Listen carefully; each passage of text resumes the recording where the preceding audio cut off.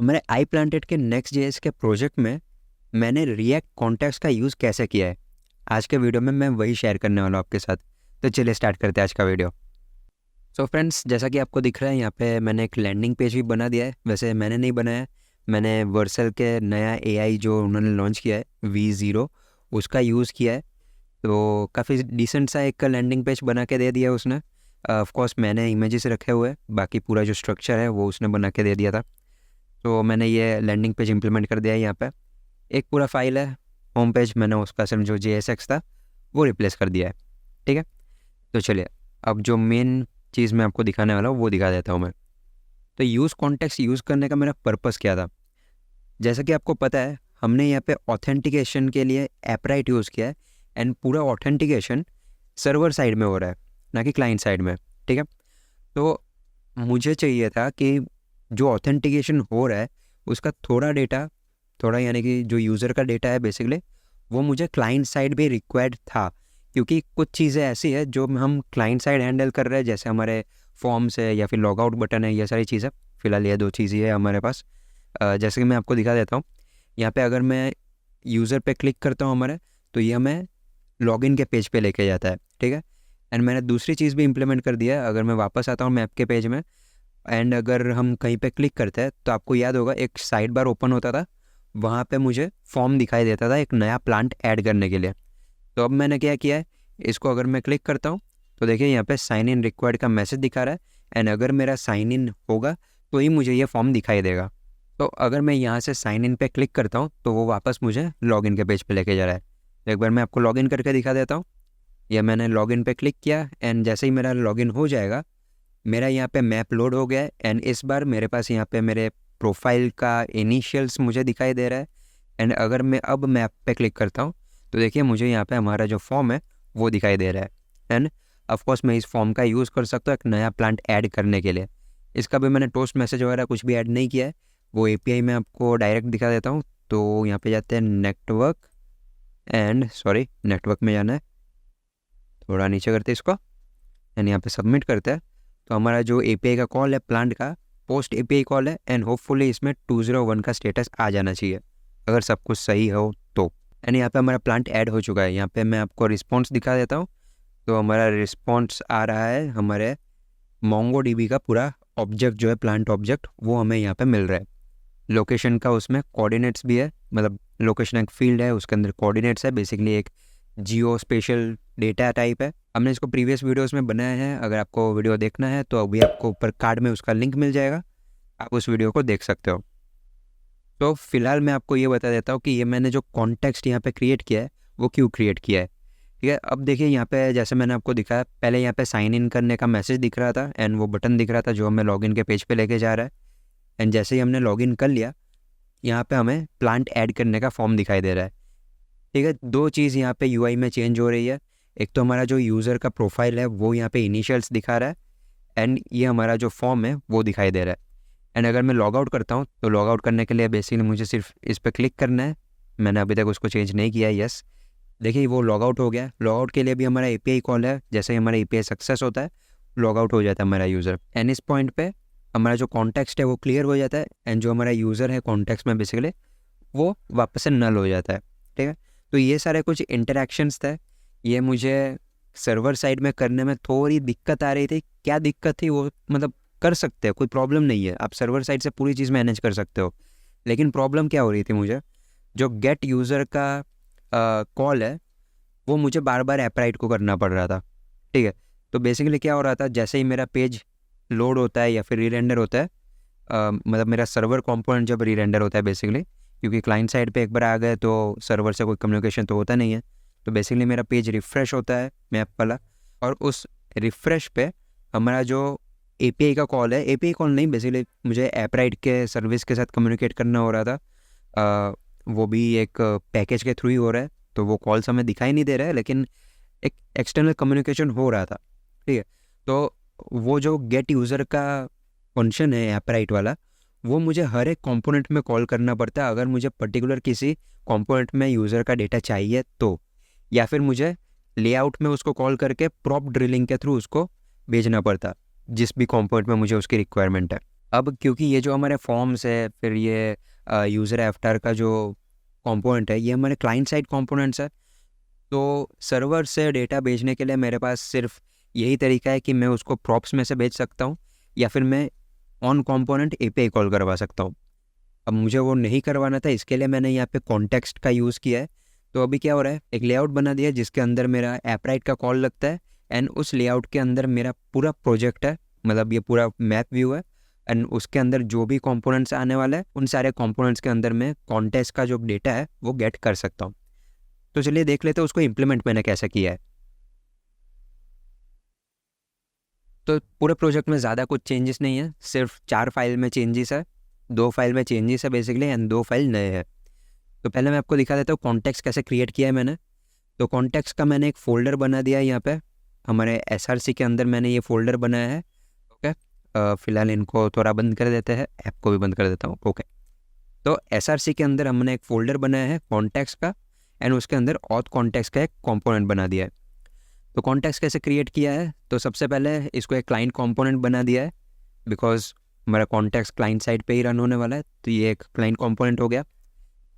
इसके अंदर हमने इंपोर्ट किया है मॉडल्स को नोड ऐपराइट में से। वे मॉडल्स क्या कर रहा है, तो हमारा जो यूज़र आने वाला है, जो हमारा डेटा आने वाला है यूज़र का, वो हमारे मॉडल में से मैं ले रहा हूँ, मतलब नोड ऐपराइट में से वो आ रहा है मॉडल।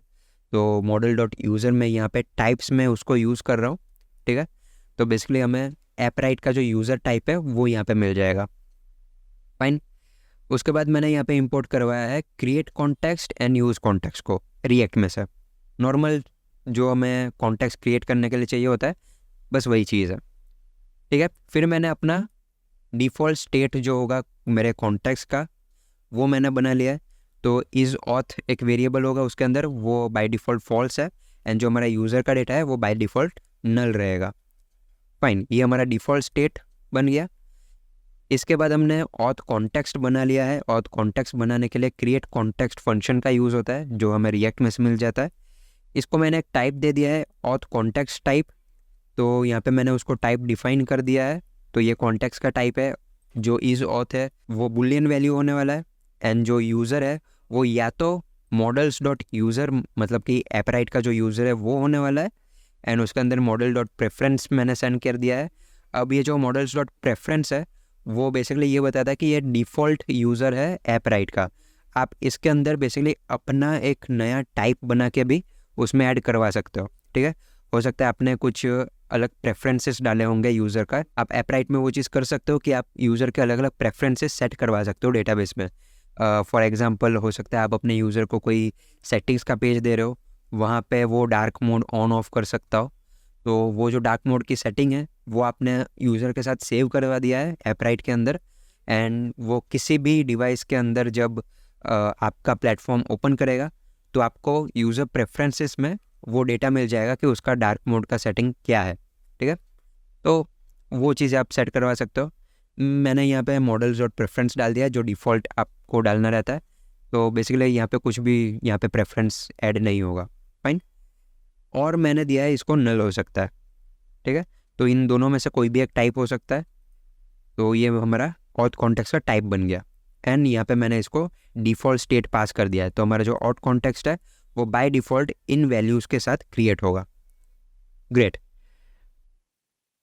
इस लाइन में क्या हो रहा है, तो यहाँ पे मैंने सिंपल सा एक हुक क्रिएट किया है और कुछ भी नहीं।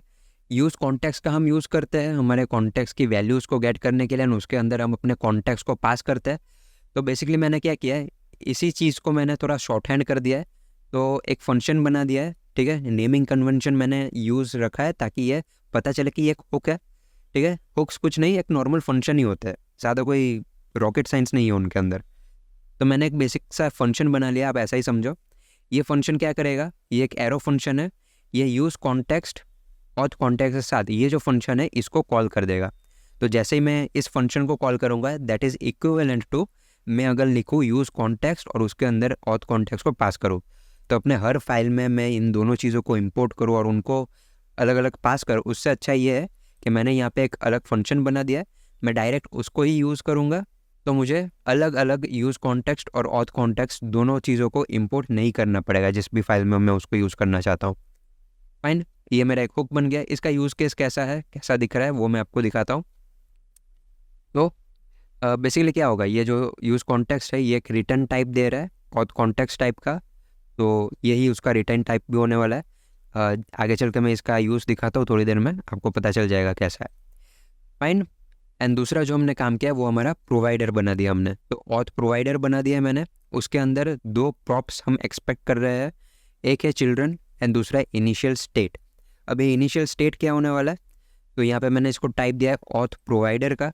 तो ऑथ प्रोवाइडर क्या है, तो चिल्ड्रन है वो एक रिएक्ट नोड टाइप होने वाला है। तो बेसिकली ये आपको किसी भी लेआउट में मिल जाएगा, मतलब अगर आप नेक्स्ट.जेएस का प्रोजेक्ट बना रहे हो तो यहाँ पे आप जाओ ऐप में, आपको जो बेसिक लेआउट होता है उसको ओपन करो, आपको ये सारी चीज़ें यहाँ पे मिल जाएंगी। मैंने यहीं से लिया हुआ है। तो यहाँ पे चिल्ड्रन को इन्होंने react.react नोड का टाइप दिया हुआ था, तो मैंने यहाँ से इसको कॉपी कर लिया है। तो ठीक है, चिल्ड्रन का हमें टाइप मिल गया। इसके बाद हमें दूसरा क्या मिलेगा, इनिशियल स्टेट। तो इनिशियल स्टेट को मैंने दे दिया है ऑथ कॉन्टेक्स्ट का टाइप दिया है। दैट मीन्स वहाँ पे मुझे इज ऑथ एंड यूज़र ये दो वैल्यू उसके अंदर मिल जाएगी। ठीक है, तो हमने प्रोवाइडर बना दिया, कॉन्टेक्स्ट डॉट प्रोवाइडर किया है एंड उसमें वैल्यूज़ के तौर पे पास कर दिया है इनिशियल स्टेट को। ये बेसिकली हम जैसे कॉन्टेक्स्ट बनाते हैं रिएक्ट में, ये वही है। हमने प्रोवाइडर बना दिया, प्रोवाइडर को एक वैल्यू पास करना होता है एंड उसको मैंने इनिशियल स्टेट पास कर दिया है। अब ये जो इनिशियल स्टेट है उसकी वैल्यू हमारे सर्वर कंपोनेंट में से आने वाली है, तो वो अब देख लेते हैं उसको मैंने यूज़ कैसे किया है। तो यहाँ पे हमने प्रोवाइडर बनाया, तो प्रोवाइडर को यूज़ कैसे किया है, चलिए। एक मैंने नया लेआउट बनाया है, ठीक है। तो ये लेआउट मैंने बनाया कहाँ पे है, तो एक मैंने नया फोल्डर बनाया है प्रोटेक्टेड नाम से। काम करते हैं, इसको थोड़ा रिफ्रेश करते हैं एंड इसको क्लोज करते हैं, इसको क्लोज करते हैं। ठीक है, आपको याद होगा हमने मैप्स का एक फ़ोल्डर बनाया था, जो हमारा राउट है मैप का राउट। ठीक है, बेसिकली ये वाला जो राउट है उसके लिए हमें एक फ़ोल्डर बनाना होता है। हम इस प्रोजेक्ट के अंदर ऐप राउट का यूज़ कर रहे हैं, तो बेसिकली हमारे जो भी फोल्डर्स है वो हमारे राउट्स बनने वाले हैं। तो ऐप के अंदर हमारा जो फोल्डर था मैप्स का, उसको मैंने सिर्फ एक फोल्डर के अंदर डाल दिया और कुछ भी नहीं किया है। ठीक है, जो पूरा फोल्डर था उसको मैंने एक फोल्डर के अंदर मूव कर दिया है, दैट्स इट, और कुछ भी नहीं। तो वो फोल्डर कौन सा है, ये वाला फोल्डर है प्रोटेक्टेड। एंड अगेन मैंने यहाँ पे पैरेंथेसिस का यूज़ किया है, जिससे कि ये जो पार्ट है वो हमारे यूआरएल पे रिफ्लेक्ट नहीं होगा। सो पूरा का पूरा जो फोल्डर था मैंने उसको इस फोल्डर के अंदर मूव कर दिया है। आप शायद इस पेज को रिकग्नाइज भी कर सकोगे, क्योंकि ये पेज हमने पहले वीडियोस में बनाया था। हमारा जो हेडर है मैप रैपर है, ये वही फाइल है। ठीक है, तो पूरा फोल्डर मैंने सिर्फ यहाँ पे इस फोल्डर के अंदर रख दिया है एंड दैट्स इट।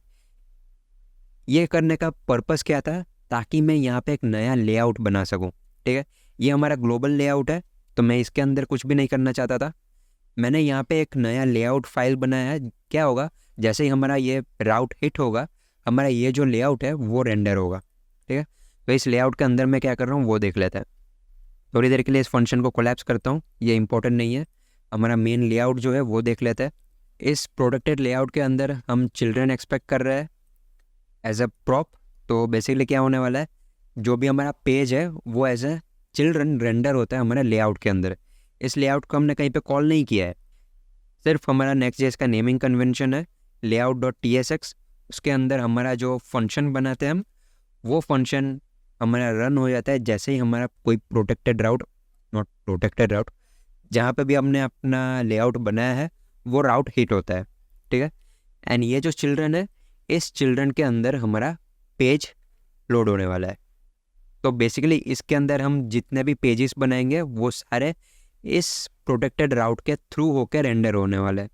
ठीक है, तो यहाँ पे मैंने इसको ऑथ प्रोवाइडर में रैप कर दिया है, जिससे कि हमारा जो कॉन्टेक्स्ट है इसके अंदर आने वाले जितने भी पेजेस हैं उन सब में अवेलेबल हो जाए। ग्रेट, इतना आपको पता चल गया होगा आई बिलीव। तो इसमें दूसरी चीज़ हम क्या पास कर रहे हैं, इनिशियल स्टेट। मैंने आपको कहा था कि हम यहाँ पे इनिशियल स्टेट पास करने वाला है। तो ये इनिशियल स्टेट ही हमारा जो ऑथ है, हमारा जो यूज़र है, जो सर्वर कंपोनेंट से हमें मिलने वाला है वो होने वाला है। ठीक है, हम यहाँ से पास कर रहे हैं, यहाँ पे गेट करवा रहे हैं इनिशियल स्टेट को। ठीक है, इनिशियल स्टेट को गेट करवा के यहाँ पे हमने प्रोवाइडर में एज अ वैल्यू उसको पास कर दिया है, जिससे कि हमारा जो स्टेट है वो यहाँ पे डिफ़ॉल्ट सर्वर से आने वाले जो चीज़ें हैं, मतलब जो डेटा है उसके साथ बन जाता है। फाइन। अगर आपको इसमें कोई भी कन्फ्यूजन हो तो प्लीज़ कमेंट्स में पूछिए, मैं ट्राई करूँगा कि आपका कन्फ्यूजन दूर कर सकूँ। लेकिन सिंपल सा फ्लो है, आप एक बार गिटहब पे जाओ, मैंने नीचे डिस्क्रिप्शन में लिंक दिया हुआ है इस रिपोजिटरी का, तो आप वहाँ पे जाके इस प्रोजेक्ट के कोड्स को देखो, इस फ्लो को समझने का ट्राई करो कि यहाँ पे क्या हो रहा है। सिंपल सा काम है, कुछ भी नहीं। यहाँ पे एक प्रोवाइडर बनाया है, उसको कहीं से मैं डेटा लेके आ रहा हूँ, वो उसको पास कर दिया, एंड वो प्रोवाइडर का जो काम है वो हम नॉर्मल जो रिएक्ट में करते हैं कॉन्टेक्स्ट बना के, वैसे हम उसको यूज़ कर सकते हैं। तो अब ये डेटा कहाँ से आ रहा है? ये डेटा आ रहा है गेट ऑट यूज़र से।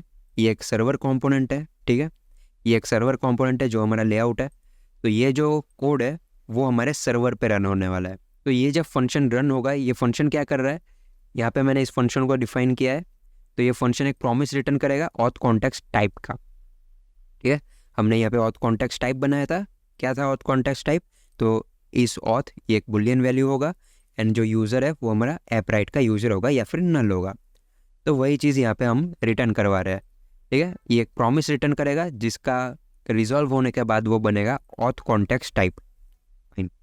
तो क्या हो रहा है यहाँ पे, ट्राई कैच का मैंने यूज़ किया है। ट्राई के अंदर हम कोशिश कर रहे हैं गेट करंट यूज़र करने का। गेट करंट यूज़र कैसे बनाए उसके ऊपर हमने पूरा डिटेल वीडियो देखा था। अगर आपको चाहिए हो तो आप वो वीडियो अभी चेक कर सकते हो, आपको उसका लिंक ऊपर कार्ड में इस वक्त दिख जाएगा। तो ये एक सिंपल ऐप राइट को कॉल करता है। ऐप राइट में से जो करंट यूज़र है जिसने लॉगिन किया हुआ है उसको लेके आता है, एंड यहाँ पे हमारा जो यूज़र है वो हमें मिल जाता है, ठीक है। आप यहाँ से डायरेक्ट ले सकते हो। बेसिकली मैंने यहीं से यूज़र का टाइप कॉपी किया था क्योंकि गेट करंट यूज़र वही रिटर्न कर रहा है, तो मैं इसी टाइप का यूज़ कर रहा हूँ, ठीक है। आप कभी भी देखो, किसी भी फंक्शन के जो वेरिएबल आपने स्टोर किया है उसके ऊपर आप होवर करोगे ना, तो उसका जो रिटर्न टाइप है वो आपको पता चल जाएगा, ठीक है।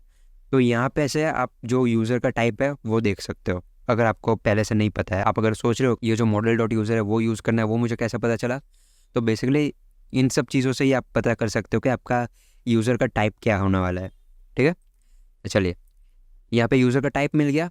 अब देखो यहाँ पे यूज़र का टाइप क्या हो सकता है, या तो मॉडल डॉट प्रेफरेंस हो सकता है, ठीक है, या फिर वो नल हो सकता है। ये दो टाइप आप ध्यान रखो, या तो वो प्रेफरेंस होगा, यानी कि कोई तरीके का कोई एक ऑब्जेक्ट होगा, उस प्रेफरेंस का टाइप क्या है वो सब कुछ नहीं, किसी तरीके का वो एक ऑब्जेक्ट होगा, या फिर वो नल रिटर्न करेगा, ठीक है। दो पॉसिबिलिटीज़ है हमारे पास। तो मैंने इस ऑथ को कैसे बनाया, मैंने जो यूज़र आया है मेरे पास रिटर्न होकर, मैंने उसी को बुलियन में कन्वर्ट कर दिया है। यानी कि कोई भी अगर फॉल्सी वैल्यू है, फॉल्सी वैल्यूज़ कौन सी होती है, नल, ज़ीरो, अनडिफाइंड, ये सारी जो वैल्यूज़ है वो आपके फॉल्सी वैल्यूज़ होती है। एंड इसके अलावा कोई भी अगर आपको वैल्यू मिलता है तो वो आपके ट्रू वैल्यूज़ होते हैं। तो मैंने उसको बुलियन में कन्वर्ट कर दिया है, जिससे कि क्या होगा, ये मेरा जो यूज़र है अगर वो नल होता है तो इस ऑथ में फॉल्स स्टोर हो जाएगा, एंड अगर वो यूज़र प्रेफरेंस मतलब नल के अलावा दूसरा जो टाइप है अगर वो आता है तो इस ऑथ में मेरा ट्रू स्टोर हो जाएगा। फाइन। एंड मैंने उसी चीज़ को यहाँ पे ऑब्जेक्ट बना के रिटर्न कर दिया है। एंड अगर वो कैच में जाता है तो एरर मैंने यहाँ पे कंसोल लॉग नहीं करवाया है, मैंने सिर्फ यहाँ पे यूज़र एंड इज ऑथ को जो डिफ़ॉल्ट वैल्यूज़ है उनकी नल एंड फॉल्स, मैंने वही चीज़ यहाँ से रिटर्न करवा दी है। तो ये हो गया हमारा गेट ऑट यूज़र का जो मैंने फंक्शन बनाया वो यहाँ पे बन गया। तो यहाँ पे आपको पता चल गया अभी क्या मिलने वाला है, हमारा कॉन्टेक्स्ट टाइप हमें मिलने वाला है इज ऑथ एंड यूज़र, ये दो हमारे ऑब्जेक्ट के जो कीज़ है वो ऑब्जेक्ट हमें यहाँ पे मिलने वाला है। तो उसी को मैंने यहाँ पे पास कर दिया है। ये हमारा बन गया पूरा का पूरा जो ऑथ कॉन्टेक्स्ट है उसके प्रोवाइडर के साथ। अब इसको यूज़ कैसे किया है वो देख लेते हैं। जो यूज़र एवटार है वो उसमें मैं आपको दिखा देता हूँ, ये वाला जो हमारा आइकॉन है यूज़र एवटार का उसमें मैं आपको दिखा रहा हूँ। सो बेसिकली हमने क्या किया यहाँ पे, लॉग आउट के फंक्शन को क्लोज करते हैं, इसको क्लोज करते हैं, इन चीज़ों को क्लोज कर देते हैं। फाइन, ठीक है। तो उसका फ्लो पहले समझा देता हूँ। ये पहले एक क्लाइंट कंपोनेंट है, ये ध्यान रखने वाली चीज़ है, ओके। तो वो हमने ध्यान रख लिया। अब क्या हो रहा है यहाँ पे, मैंने यहाँ पे यूज़ ऑथ का यूज़ किया है। देखिए पहले अगर आपको याद हो, हेडर में हमने गेट करंट यूज़र को कॉल किया था जो ऐप राइट को कॉल करता था और करंट यूज़र को लेके आता था। अब हम यहाँ से कोई चीज़ एक्सपेक्ट नहीं कर रहे, हमें प्रॉप्स में से कुछ भी नहीं मिलेगा। हमें सब चीज़ें कहाँ पे मिल जाएंगी, हमारे यूज़ ऑथ के हुक में से हमें ये सारी चीज़ें मिल जाएंगी, ठीक है। तो मैंने डिस्ट्रक्चर करवा लिया है यूज़र एंड इज ऑथ को, मैंने डिस्ट्रक्चर करवा दिया है यहाँ पे। यूज़र को मैंने एलियास दे दिया है सेशन यूज़र का।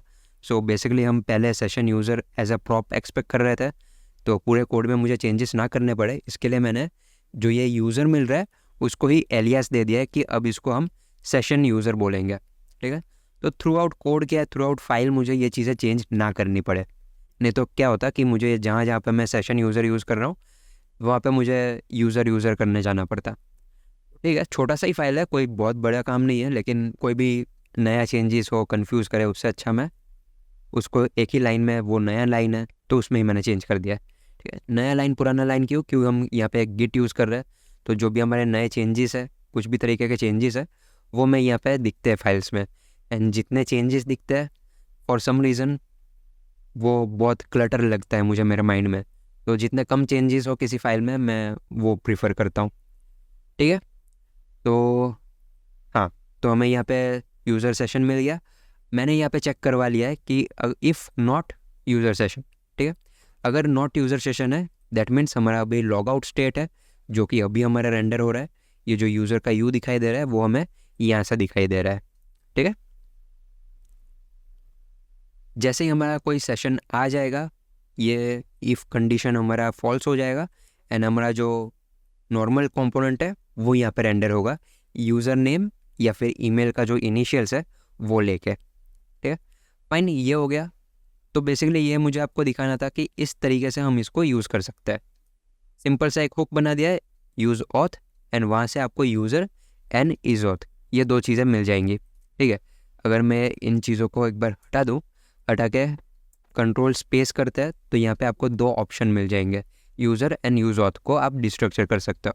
ठीक है, चलो कंट्रोल जेड करते हैं एंड सेम चीज़ मैंने की है हमारे साइड बार में, मतलब जो हमारा ऐड प्लांट का फॉर्म है वहाँ पे मैंने इसको चेंज किया है। तो हमारा साइड बार हो या फिर नीचे वाला ड्रॉर हो जो हमारे फ़ोन में दिखाई देता है, उन दोनों में आपको चेंजेस दिख जाएंगे एक ही फाइल में से। तो सिंपल मैंने वही किया है। यहाँ पे मैंने इज़ ऑथ का यूज़ किया है। आप यहाँ पे देखो मैंने इज़ ऑथ का यूज़ नहीं किया है, ये जो इज़ ऑथ है इसको मैंने कहीं पे भी यूज़ नहीं किया है। I believe, I don't know, yes, इसको मैंने इस फाइल में कहीं पे भी यूज़ नहीं किया है। तो ऐसा क्यों? ऐसा इसके लिए आप इस यहाँ पे मैं इसको यूज़ कर सकता था, ठीक है, यहाँ पे मैं इसको यूज़ कर सकता था, लेकिन इसको अगर मैं यहाँ पे यूज़ करूँगा तो मुझे दूसरी चीज़ों को चेंज करना पड़ेगा। देखिए यहाँ पे टाइपस्क्रिप्ट की एरर दे देगा कि यहाँ पे सेशन डॉट यूज़र पॉसिबली नल हो सकता है। क्यों, ऐसा क्यों हो रहा है? क्योंकि टाइपस्क्रिप्ट क्या करता है कि वो आपके फाइल के कोड को भी चेक करता है। अगर आपने सेशन डॉट यूज़र को यहाँ पे चेक करवाया है, ठीक है, मैं यहाँ पे नेगेट चेक करवा रहा हूँ, तो टाइपस्क्रिप्ट क्या डिफाइन करेगा कि अगर यूज़र नल है, सेशन यूज़र अगर नल आता है तो मेरा ये कोड तो रन होने ही नहीं वाला है। ठीक है, ये कोड मेरा रन ही नहीं होने वाला है, तो वो यहाँ पे चला जाएगा, यहाँ से रिटर्न हो जाएगा। तो ये टाइप सेफ हो गया। ठीक है, ये टाइप सेफ हो गया क्योंकि इस पार्ट से मेरा कोड आगे ही नहीं आएगा अगर वो नल होगा तो। अगर वो नल नहीं है तो जाके ये वाला रन होने वाला है एंड उसके अंदर हमें नेम और ईमेल मिलने वाला है, बिकॉज हमने उसको ऐप राइट का टाइप दिया हुआ था। ठीक है, मॉडल डॉट यूज़र दिया था हमने, रिमेंबर, वही चीज़। ओके, तो यहाँ पे हमारा एरर चला गया है, थोड़ा टाइम लगा, मेरा VS कोड थोड़ा स्लो चल रहा है उस वजह से। बाकी अगर मैं यहाँ पे यूज़ ऑथ का यूज़ करूँगा तो वो एरर यहाँ पे दिखाएगा। ठीक है, तो बेसिकली यहाँ पे हमें इस ऑथ की ज़रूरत नहीं है, मैंने उसको निकाल दिया। फाइन, इस ऑथ हम यूज़ करें यहाँ पे, तो ऐड प्लांट फॉर्म में अभी तक मुझे यूज़र के डिटेल्स की ज़रूरत नहीं पड़ी है, तो मैं सिर्फ यहाँ से इज़ ऑथ का यूज़ कर रहा हूँ, पूरा यूज़र का ऑब्जेक्ट नहीं ले रहा हूँ यहाँ पे। तो बेसिकली क्या किया है, इज़ ऑथ अगर हो, तो बेसिकली क्या किया है, इज़ ऑथ अगर ना हो तो हमें साइन इन रिक्वायर्ड वाला जो मैसेज है वो दिखा रहा है वहाँ पे, एंड अगर इज़ ऑथ है तो हमारा जो नॉर्मल फॉर्म है वो यहाँ पे रेंडर हो रहा है। तो फ्रेंड्स, सिंपल सा कॉन्टेक्स्ट मैंने बनाया है। मैंने ट्राई किया था जस्ट एंड यूज़ करने का, लेकिन मुझे वो बहुत कॉम्प्लेक्स लगा, मतलब मैंने पहले कभी उसको यूज़ नहीं किया है, इस वजह से मुझे वो कॉम्प्लेक्स लगा। हो सकता है बहुत अच्छे से उसको यूज़ कर सके, मतलब अगर आपको आता है उसको यूज़ करना तो सिंपल वे से आप उसको यूज़ कर सकते हो, लेकिन मुझे दूसरा कोई स्टेट मैनेजमेंट यूज़ करने का एक पर्पस क्या होता है हमारे स्टेट मैनेजमेंट यूज़ करने का, कि हम उसको पूरे थ्रू आउट द एप्लीकेशन उसको एक्सेस कर सकें एंड बेसिकली उसको परसिस्ट भी हम करवाते हैं। तो जस्टैंड या फिर आप रिएक्ट रिडक्स का अगर यूज़ कर रहे हो तो हमारा पर्पस रहता है कि हम उसको परसिस्ट भी करवाएंगे। लेकिन इस प्रोजेक्ट में क्योंकि हम सारी चीज़ें सर्वर साइड मैनेज कर रहे हैं तो हमें इसमें परसिस्टेंट कोई ज़रूरत नहीं है, ठीक है। क्योंकि जैसे ही हमारा पेज अगर रिफ़्रेश होता है हमारा एपीआई का कॉल तो लगने ही वाला है, ठीक है। सर्वर साइड में कोई परसिस्टेंट वाली चीज़ तो है नहीं। हमारा जो ऐपराइट का कनेक्शन है वो होके हमारा ऐपराइट में से जो करंट यूज़र है वो गेट होने ही वाला है। अगर वो हो ही रहा है तो बेसिकली मेरा ये जो स्टेट है वो परसिस्टेड है, ठीक है। यहाँ पे अगर मैं आपको रिफ़्रेश करके दिखाऊँ, एक बार चलते हैं, साइन इन करते हैं, ठीक है। यहाँ पे मैंने लॉगिन कर लिया। अगर मैं इसको रिफ़्रेश करूँ, यहाँ पे मेरा लॉगिन है, ठीक है, लॉगिन है यहाँ पे यूज़र।